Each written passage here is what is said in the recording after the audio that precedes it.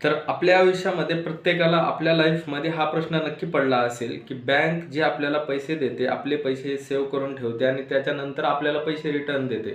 तर यामध्ये बँकेचा काय फायदा होतो आणि बँक असं फ्रीमध्ये नेमकं काम कसं करते आणि जर बँक फ्रीमध्ये काम करत असेल तर आपल्या कर्मचाऱ्याला पैसे कसे देते? हा प्रश्न नक्की आपल्यापैकी कोणाला ना कोणाला पडलेलाच असेल.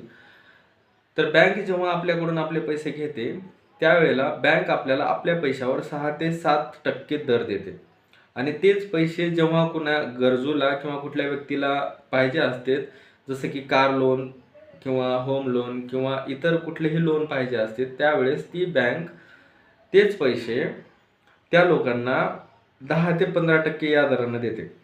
म्हणजे घेते 7% आणि देते 15% म्हणजे कमी न घेते आणि जास्त न देते, म्हणजे यामध्ये बँकेचा फायदा होतो. पहिली गोष्ट.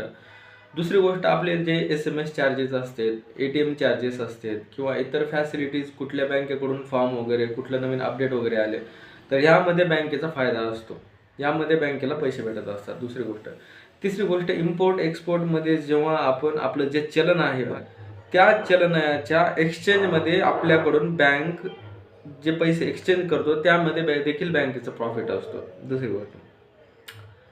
तिसरी गोष्ट, बँक काय करते, जे लोन देते त्या लोनवर ना एक्स्ट्रा चार्ज लावते. या अशा वेगवेगळ्या कारणा थ्रू बँकना पैसे